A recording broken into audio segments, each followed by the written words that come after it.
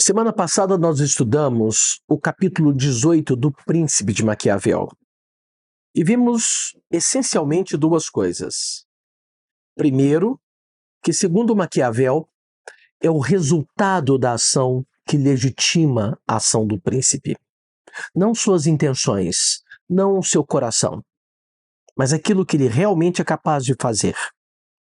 E que para alcançar esse resultado, o príncipe tem que ter uma virtude. Uma palavra que significa força, mas também virtudes no sentido antigo.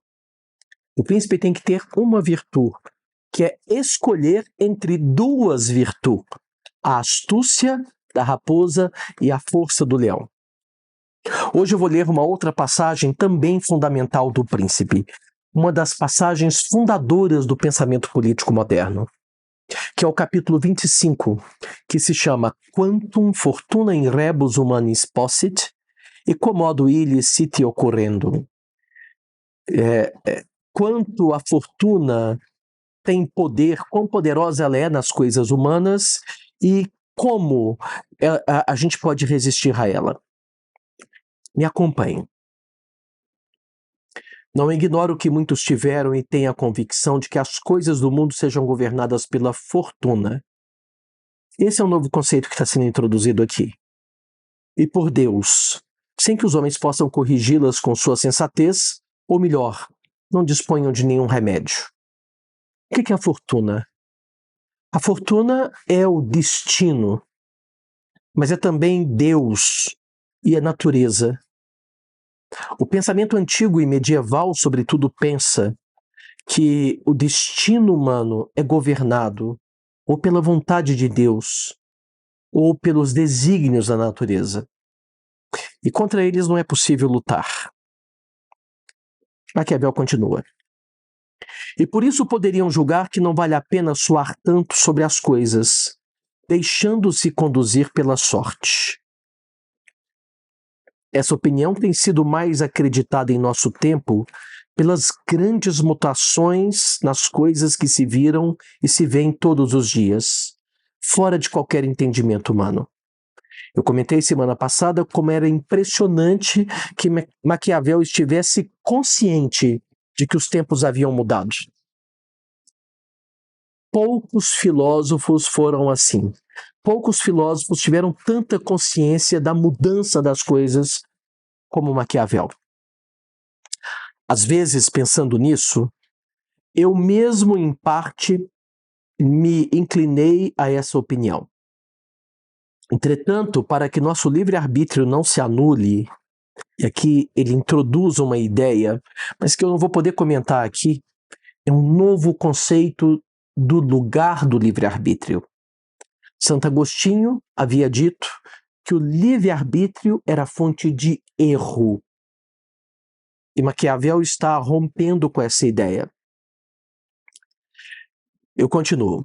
Entretanto, para que nosso livre-arbítrio não se anule, penso que se pode afirmar que a fortuna decide sobre metade de nossas ações, mas deixa o nosso governo a outra metade, ou quase.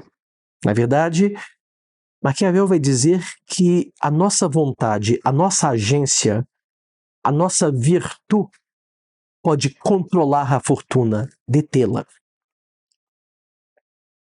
Comparo-a a um desses rios devastadores, que quando se enfurecem, alagam as planícies, derrubam árvores e construções, arrastam grandes torrões de terra de um lado para o outro. Esse não era um problema só da época de Maquiavel. Ainda hoje, inundações destroem cidades. Isso acontecia em Florença, na Itália. O rio Arno, quando inundava a cidade, destruía plantações e a própria cidade. Todos fogem diante dele, todos cedem a seu ímpeto, sem poder contê-lo minimamente. E como eles são feitos assim, só resta aos homens providenciar barreiras e diques em tempos de calmaria, de modo que, quando vierem as cheias, eles escoem por um canal ou provoquem menos estragos e destruições com seu ímpeto. algo semelhante ocorre com a fortuna, que demonstra toda a sua potência ali onde a virtude não lhe pôs anteparos. E para aí ela volta a seus ímpetos, onde sabe que não se construíram barreiras nem diques para detê-la. O que Maquiavel está dizendo? Que o príncipe prudente, e a prudência não é mais a prudência de Aristóteles, é a prudência não no sentido de escolher um fim pré-determinado, mas de escolher agora os meios para alcançar um fim, se aproxima muito mais da proairesis de Aristóteles do que da prudência, da frônesis propriamente dita. Como eu disse, a prudência do príncipe que constrói diques na época de calmaria impede, contém as forças da natureza. E se considerarem a Itália, diz Maquiavel, que é a sede dessas variações, como eu disse na aula passada, o Renascimento italiano era um período de muitas guerras, e quem lhes deu movimento, verão que ela é um campo sem barreiras e sem nenhum anteparo. Porém, se estivesse protegida por adequadas virtudes, como estão na Alemanha, a Espanha e a França, ou esta cheia não teria feito as grandes mudanças que fez, ou ela não teria nem mesmo ocorrido. E creio que, de modo geral, isso baste quanto a fazer frente à fortuna. É interessante o que Maquiavel está dizendo. Maquiavel está dizendo que há forças que fogem ao controle humano. Essas forças são forças naturais. Eu vou dar um exemplo. O vírus que tem aparecido na Ásia em 2019, um vírus altamente contagioso, muito letal, é fortuna, é obra da natureza. Mas que alguns príncipes tenham se mostrado mais eficazes para deter o avanço deste mesmo vírus, isso é obra da virtude. Príncipes virtuosos conseguiram impedir o alastramento da doença. Deixa eu voltar para o texto. Porém, restringindo-me a termos mais específicos, digo como hoje se vê esse príncipe rejubilar e amanhã desmoronar, o príncipe que se apoia na fortuna, sem que o vejamos mudar minimamente de natureza ou qualidade. O que nasce antes de tudo, suponho, dos motivos que já foram longamente expostos, ou seja, preste atenção no que Maquiavel diz agora. O príncipe que se apoia inteiro na fortuna se arruína tão logo ela varia.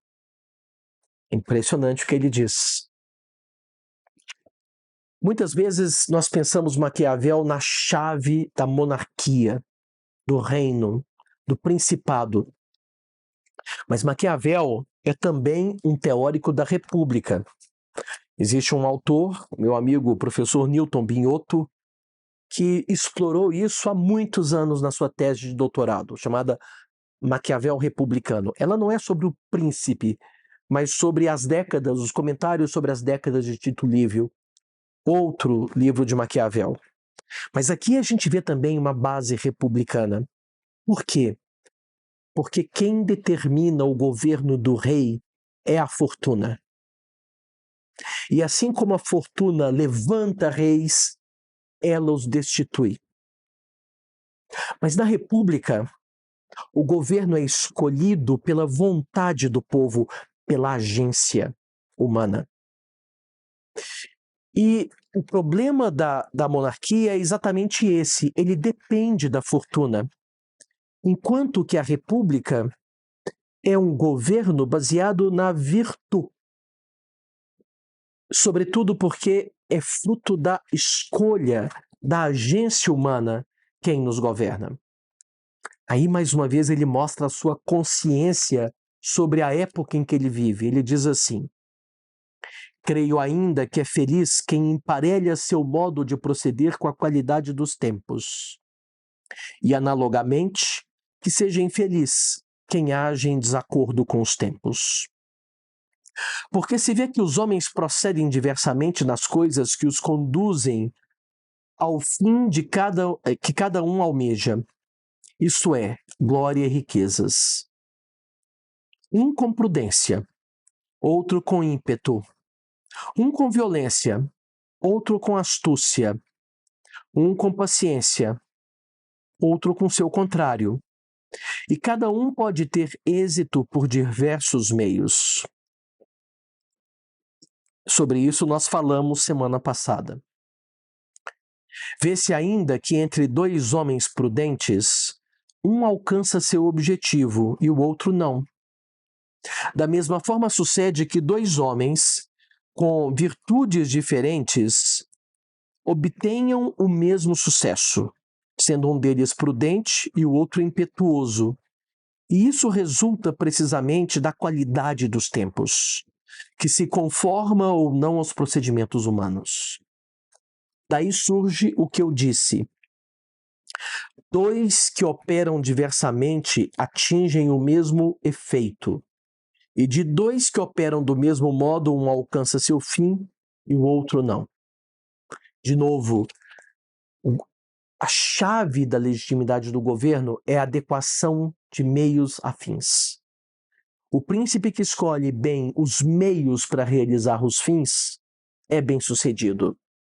Aqui a gente está vendo uma inversão impressionante com relação a Aristóteles. Aristóteles havia dito que os fins da existência humana são dados pela natureza e que para realizar esses fins ele deve escolher adequadamente a virtude que realiza esse fim. O nome disso é proairesis. Maquiavel inverteu essa lógica. Maquiavel diz que o príncipe, o governante, escolhe livremente os fins da sociedade que ele governa. Mas que uma vez escolhido esses fins, ele não pode mais escolher os meios.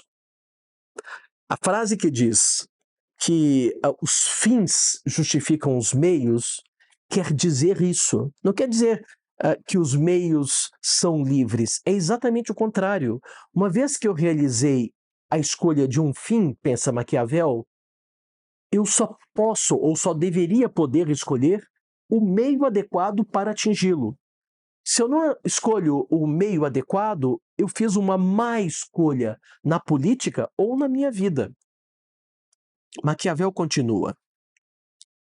Disso ainda depende a variação do bem. Pois se um príncipe se conduz com prudência e paciência, e os tempos e as coisas giram de modo que seu governo seja bom, ele terá sucesso. Mas se os tempos e as coisas mudam, ele se arruína, porque não muda seu modo de proceder. É o que ele tinha dito no capítulo que nós lemos antes, no capítulo 18. Uma vez que o príncipe empenhou sua palavra, isso não significa que ele está preso a ela. Ele está preso ao fim almejado.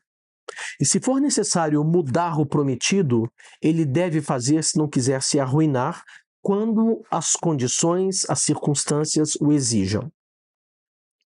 Não se encontra homem tão prudente que saiba acomodar-se a isso, seja porque não pode desviar-se daquilo que a natureza o impele, seja ainda porque, tendo sempre prosperado seguindo o mesmo caminho, não pode convencer-se de que seja bom apartar-se dele. Nós não podemos nos prender aos meios escolhidos para alcançarmos um fim. Se percebemos que o meio escolhido, que o caminho escolhido não vai nos conduzir ao fim, nós temos que mudar. Por isso, quando chega o tempo de tornar-se impetuoso, o homem prudente não sabe fazer e cai em desgraça. Mas se mudasse sua natureza de acordo com os tempos e as coisas, não mudaria a fortuna. Não existe fortuna. O que existe são escolhas na política. Não é o destino que faz com que esse homem governe e não este outro. O que faz com que isso ocorra são as escolhas que eles realizam. o Papa Júlio II, agiu invariavelmente com ímpeto em cada uma de suas ações. E os tempos e as coisas eram tão propícios a seu modo de agir que, ao final, ele sempre saiu vitorioso. Júlio II é o Papa que foi o mecenas da construção da Capela Sistina, da Stanza della Segnatura, onde está o afresco de Rafaelo chamado a Escola de Atenas. Considerem a primeira campanha que ele fez em Bolonha, quando ainda vivia Messer Giovanni Bentivoglio. Os venezianos não estavam contentes com aquilo. O rei da Espanha tampouco. E com a França ele mantinha tratativas sobre sua campanha. Apesar das dificuldades, com sua ferocidade e ímpeto, ele marchou pessoalmente naquela expedição. Tal movimento deixou a Espanha e os venezianos paralisados, estes por medo e aquela pelo desejo de recuperar todo o reino de Nápoles. Por outro lado, conseguiu arrastar consigo o rei da França, que, vendo aquele rei decidido e desejando aliar-se com ele para dobrar os venezianos, julgou que não poderia negar-lhe seus exércitos sem o ofender abertamente. O rei a que Maquiavel se refere aqui é o Papa Júlio II. Então Júlio II empreendeu com sua ação impetuosa o que jamais outro pontífice, com toda a humana prudência, teria empreendido.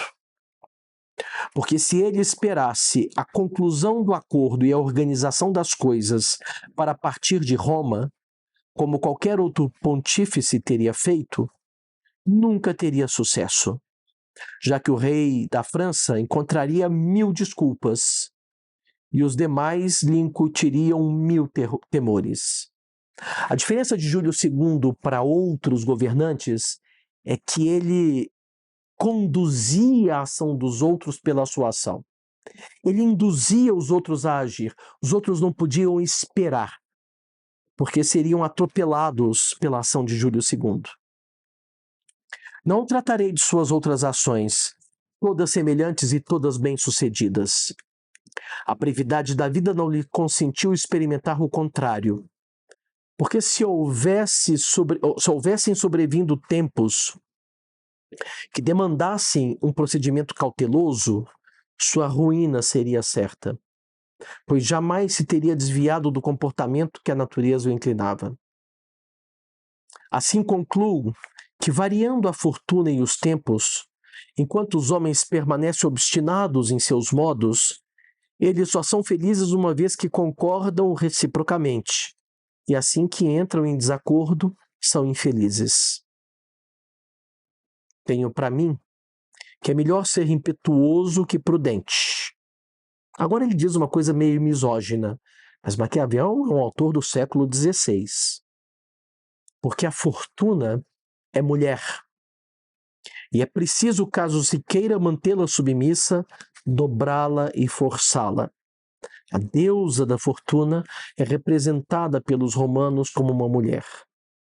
E na época de Maquiavel pensava-se que as mulheres deveriam ser submetidas, admoestadas pelos homens, pelos seus maridos. Um preconceito de época que não se fundamenta, que não se justifica. De resto, vê-se que ela, a fortuna, se deixa vencer mais por estes que por aqueles que procedem friamente.